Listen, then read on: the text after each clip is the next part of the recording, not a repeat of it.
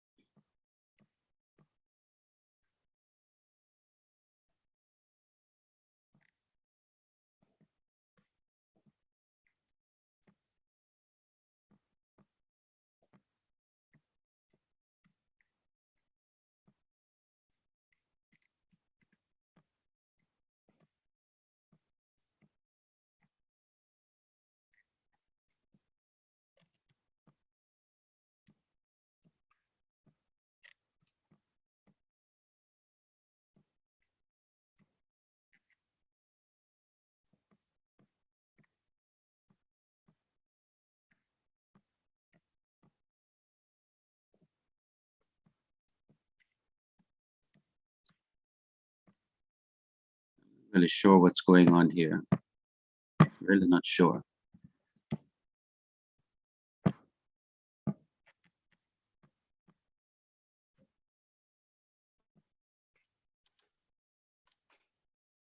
All right, tell me, can you see the screen? Yes, sir, but I mean, same thing, it's not expanded and it seems like it is jumping to. Do you see the general objectives? No, sir, the title page alone. All right. That is a problem I've been having from morning. Yes, sir. And I've not changed the settings on the computer at all, so I'm not really sure what's happening.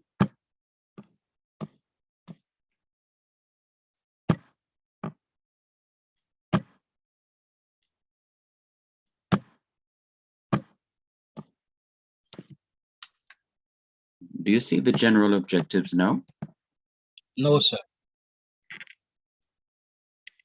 Sister Hooper, do you see the general objectives from your screen? No. I'm seeing the same thing what the young man there is saying. I'm not seeing anything, just the title page. Okay. And it's jumping.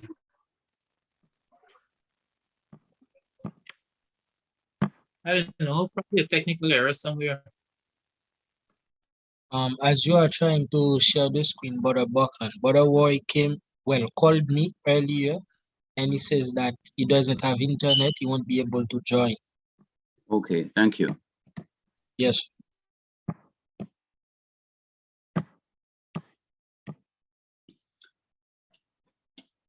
All right, so you don't see the general objectives at all. No, sir. No, no.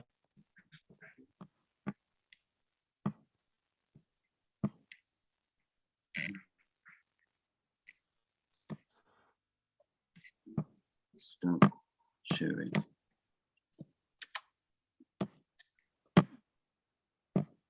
Okay, I'm going to try again.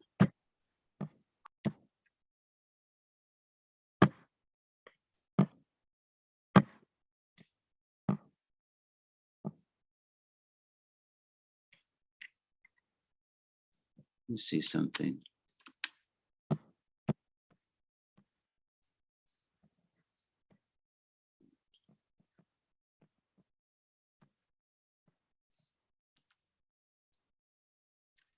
Or do you see the general objectives? No, no, no. We're still at the title page. All right. I'll have to go ahead with the lesson because at this rate I won't get anything taught.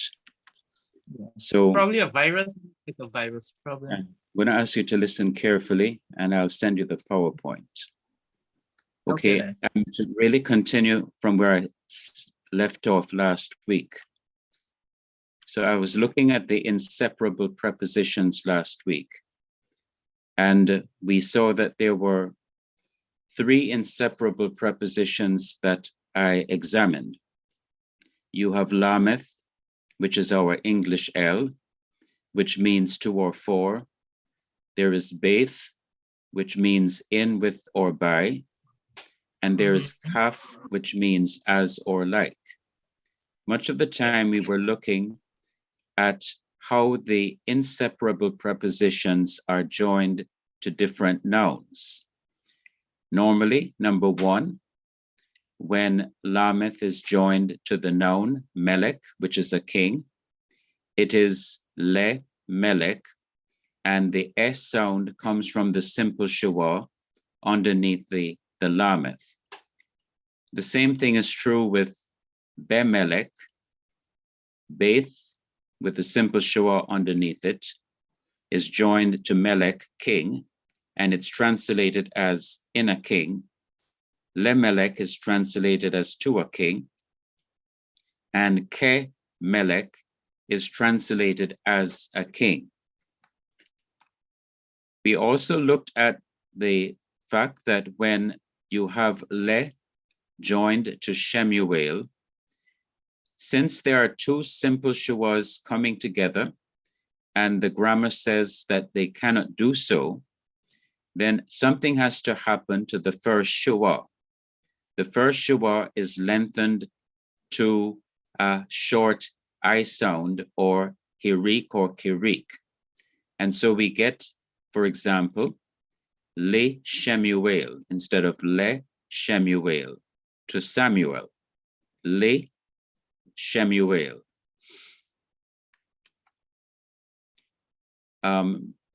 Then we looked at the special case of rule number 2. When you have a quiescent letter beginning a noun, like in the noun Yehutha, Yehutha, which is Judah. When you have Le being attached to Yehutha, the first thing that happens is the simple schwa under the Lameth is lengthened to short I, or the short hirik. And then because the Yoth is a quiescent letter, that is, under certain conditions, the consonant will not be pronounced, and whatever vowel or whatever schwa is underneath it will disappear. What we have then is the disappearance of the consonantal sound of Yoth and the disappearance of the simple schwa. And we have also the short hirik and the consonant Yoth forming the long hirik vowel, which is a long I sound. So we have finally Lihutha. So instead of Li Yehutha, it is Lihutha, to Judah. We also looked at last week the case of another special case of rule number 2, that when you put the inseparable preposition le before the noun which begins with a consonant, and because there is a composite schwa under the consonant that begins the noun, what happens is the lameth of the inseparable preposition, translated to, will not be able to have the simple schwa underneath it, because two simple schwas cannot stand together at the beginning of a word. But in addition to that, not only will the simple schwa be removed, but it's not going to have the short hirik underneath the lameth either, because a special case is that when it comes together with a composite schwa, that the vowel that should come underneath the lameth is the same vowel that is part of the composite schwa. So if you have a pathak as part of a composite schwa underneath a noun that starts with a guttural letter, then you will have the pathak also under the lameth. So instead of having le ari, that is to a lion, you will have la ari, that is to a lion. That is how it will be at the end, la ari. We also looked at an exception to number 4, and that is when you have lameth coming before Elohim. Because Elohim starts with a guttural letter, aleph, what you will have first is the vowel segol, which is part of the composite schwa, also coming under the lameth. And because the aleph will quiesce or become silent, everything underneath it will disappear. So the composite schwa will disappear. And to compensate for the disappearance of the composite schwa, the segol underneath the lameth must be lengthened to its corresponding long vowel, and that is the long vowel sire. So the short e in segol must be lengthened to the long e or a sound in the long vowel sire. And the last thing we looked at last week is the divine name, or the name of God, the personal name given to God, or that God has given to himself, I should say. Now, the way that it is written in the Hebrew Bible is that the personal name of God has been given the vowels of a title that God also uses for himself. The vowels come from the title Athonai or Adonai, which means Lord in English. And that is placed under the 4 consonants of the personal name of God. Similarly, then, when you are putting the lameth before God's personal name, the lameth will take whatever is the first vowel or half vowel that is under the consonant letter, the first consonant letter that is a guttural of the substitute for God's personal name, Athonai. In this case, it is Hatef Pathak, Horrid Pathak, or Horrid short A. That will come under the lameth. So the lameth will take a short A or Pathak. Now, rule 7 and 8 is where I start today. Now, let me pause here and ask. Last week, were you able to see the screen? Brother Solin? Yes. Yeah. Yes, sir. You were able to see the screen. Okay. I'm going Sir, to... I mean, I'm still saying the same thing, not what you are talking about. I know, can see the screen, but not what you exactly Yeah, on. I know what you're saying. I'm going to check it out sometime later on, either today or tomorrow, to see what's going on. Okay, sir. Okay, now the last two rules governing the inseparable prepositions are rule number 7 and rule number 8. Rule number 7 says sometimes immediately before the accented syllable, the inseparable preposition takes the vowel kamis, that is the long ah sound. For example, in the phrase waters to waters, mayim, la mayim, we see that the preposition lameth has the kamis underneath it because it comes before a noun, waters, that has the accent on the first syllable. So when it comes before a noun that has the accent on the first syllable, it will take the vowel kamis. So it would be la, meaning lameth, and kamis, the ah sound underneath it. Or another example is the phrase to sit, or the infinitive to sit. Because sit itself is accented in the first syllable, the word is sheveth, and the accent is on the she. When the lameth comes before it, it will take the kamis, or the long ah sound.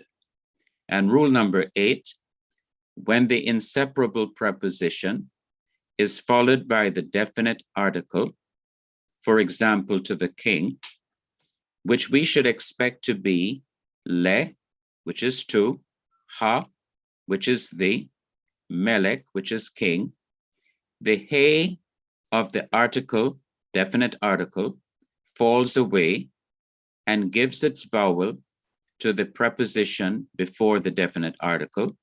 And let us say that preposition is lameth. So instead of saying lehamelech, you will now say lam melech. So the lameth is to, the pathak under the lameth is the, that is what remains of the definite article. The he of the definite article has dropped out, and then you have the noun melech, king. So those are the 8 rules governing the inseparable prepositions.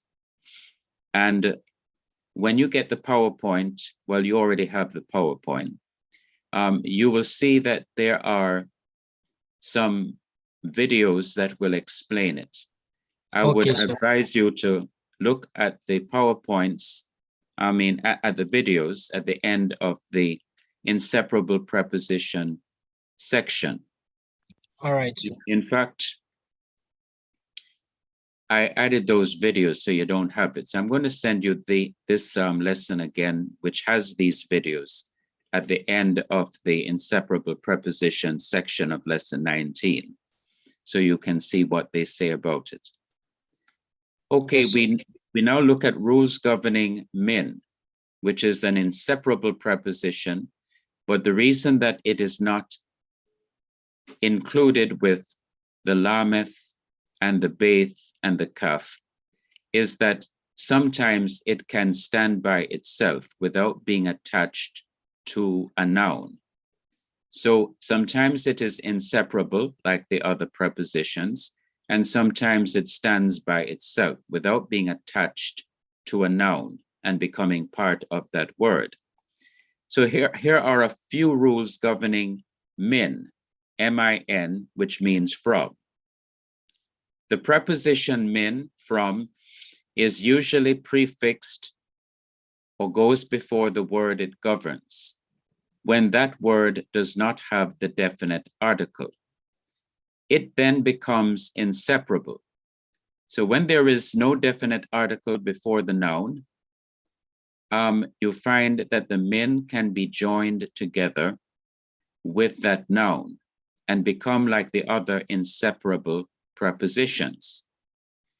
Now here are some rules. Number 1, before ordinary letters, that is excluding guttural letters such as aleph, he, keth, ayin, and the letter resh, we find that, for example, Shaul, which is Saul, when you have min before Shaul, what happens is the noon or the n of min disappears, and to compensate for its disappearance, the first letter of the noun, in this case, Shaul, SH, is the first consonant of the noun, Shaul, which is Saul, receives a dagesh forte to compensate for the disappearance of the noon or the n in min. And so you have, instead of min Shaul, you have mish Shaul. There is a doubling or repetition of the shin, the sh of Shaul. Mish, M-I-S-H, S-H, A-U-L, Mish Shaul.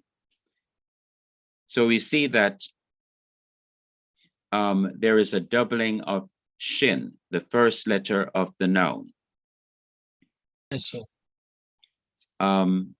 We see the same thing in other nouns. For example, if you join min to the noun yom, yom is the Hebrew noun for day, you will have the disappearance of the noon or the n, and the dagesh forte, compensative, will be put in the yoth, and it will compensate for the disappearance of the noon by doubling the yoth. So you will now have M-I-Y-Y-O-M, me, yom. And the same Buckland, thing, yes. you've said the compensate dagesh or the strong dagesh? Or it is the strong dagesh, dagesh forte, but there's a Okay. special kind of strong dagesh, which is called compensative, dagesh forte compensative. Oh, okay. And sir. All right. compensative means it makes up for something that is lacking. Yes, sir. Now, the complete preposition is min, min. But when it is attached to nouns, the n disappears. And to make up for the lack of n, the first letter in the noun is doubled with a dagesh forte compensative. That's a special kind of strong dagesh. And that compensates for the disappearance or the lack of the n in min. We see this also in the joining of min to the noun la yela, L-A-Y-E-L-A-H, that the noon or the n disappears, and the lamet or the L of la yela, the first L, is doubled. It receives a dagesh forte, a strong dagesh, and you have then M-I-L-L-A-Y-E-L-A-H, mil layala, mil layala. So before ordinary letters, there is a doubling of the first letter of the noun. So that's rule number one connected with min. All right, sir. Yes, let me go back. Rule number two, governing min. Before gutturals aleph, he, keth, ayin, or resh, since these letters cannot receive a dagesh forte to compensate for the loss of the n in the min, the short hirik or kirik under mem or under m is lengthened to sire, the long e sound, and the preposition changes from me to may, from mi to me.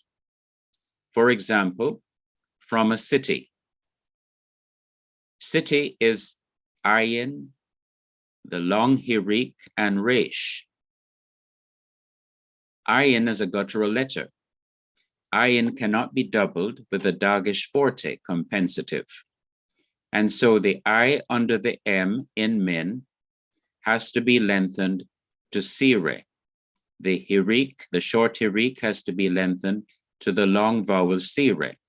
So now you have may ear.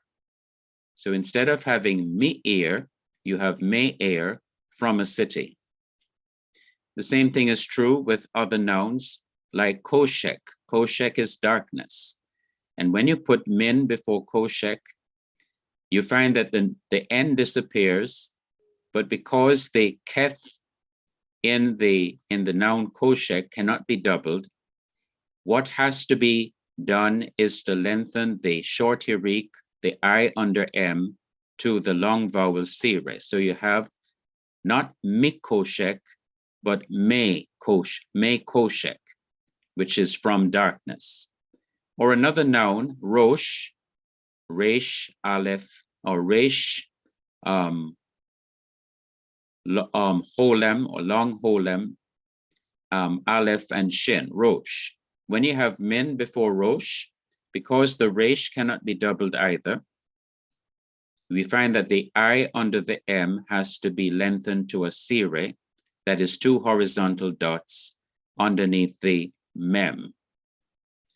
The third rule governing min is when min is followed by the definite article, the preposition may remain separate as min ha-melek.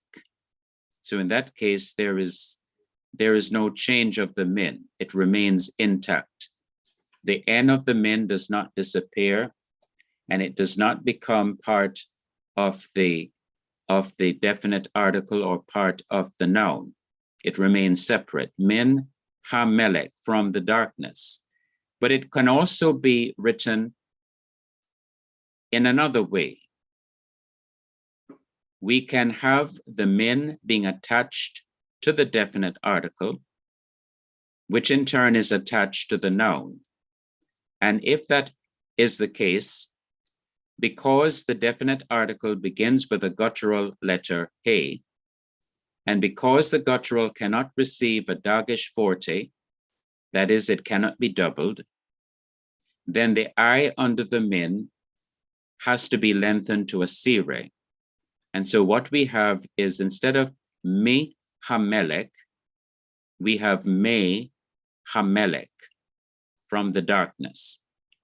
So 2 ways you can have min not being changed in any way and not being joined to the definite article or to the noun. You can have it as min ha-melek, from the king. Or you can join the min to the definite article, and because of that, the noon or the N disappears, and to compensate for that, you should have the doubling of the hey, but you can't double the hey because it's a guttural letter. So what has to change is the vowel under the mem. The short I has to be changed to the long E sound. The A has to be changed to an A. Okay, so that's rule number 3. All right, in this revised lesson 19, I also have a video on min and its relationship to nouns and to the definite article. So I will be sending you that new lesson, and next week, God willing, because I'm really running out of time. Okay, Next week, Lord willing, we will review lesson 19. And you can pray for me that I find out what is causing the screen not to change on your laptop, on the Okay, sir. school's laptop. Okay, but I will send you the PowerPoint and you can look at it, and especially the videos at the end of each section. All right, sir. So there will be no test next week. No, I have to adjust based upon where we are at a given time. Okay. So originally Okay. there should have been a test today, and really there Yes. should be a test next week, but we know what happened today. So next week I will finish up this lesson, and then the week after that we will have a test.